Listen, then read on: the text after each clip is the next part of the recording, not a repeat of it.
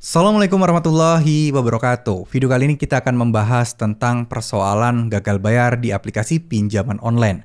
Banyak di antara teman-teman yang masih berpikir bahwa orang yang galbay itu adalah orang yang melanggar hukum, orang yang tidak bertanggung jawab, dan orang-orang yang mungkin lalai dalam perjanjian atau tanggung jawabnya, sehingga tidak akan mendapat perlindungan hukum. Tapi percaya atau tidak, untuk nasabah galbay itu beneran. Galbay pinjol itu masih tetap dilindungi hukum. Kalian masih mempunyai hak-hak sebagai warga negara, yaitu dilindungi oleh negara. Dan hal ini udah dipatenkan dalam beberapa pasal dan juga undang-undang yang mana tentu saja ini sebenarnya sudah digambarkan.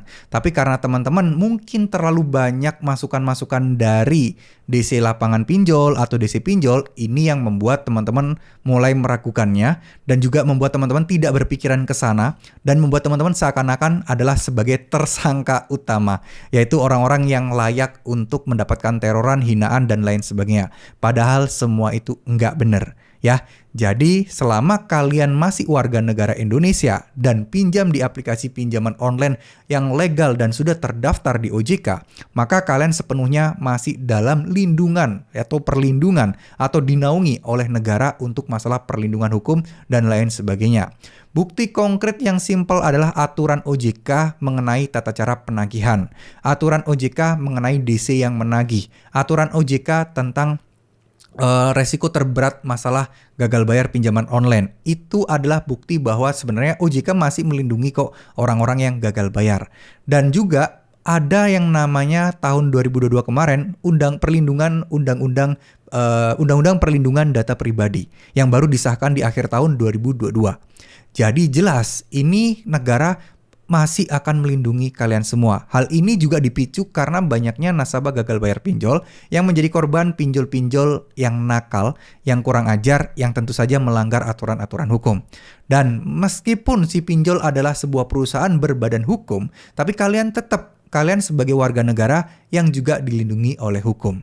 Jadi ada batas-batasannya, ada juga aturannya. Salah satu bukti juga dalam salah satu pasal di POJK yang menerangkan bahwa resiko aplikasi pinjaman online atau perusahaan pendanaan atau pembiayaan adalah adanya nasabah yang tidak bisa membayar hutang.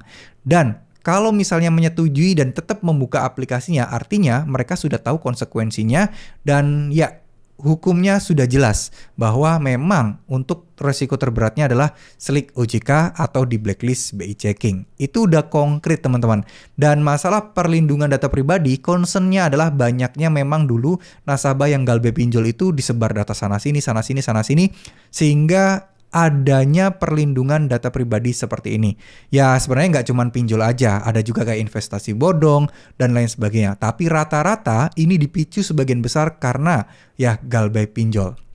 Ya, banyak yang orang nasabah-nasabah galbay pinjol itu yang kena dampak dengan penyebaran data, yang datanya itu disebar sana sini, dipakai untuk penipuan dan lain sebagainya. Ini yang sangat-sangat memberikan dampak atau menguatkan bahwa negara masih peduli loh terhadap kita-kita yang gagal bayar di aplikasi pinjaman online ini. Ya, jadi please teman-teman tenang, nggak usah dengerin masalah DC ngomong A, B, C, D yang membuat kalian itu seakan-akan tersangka utama, membuat kalian itu terpuruk banget. Jangan dengarkan dulu.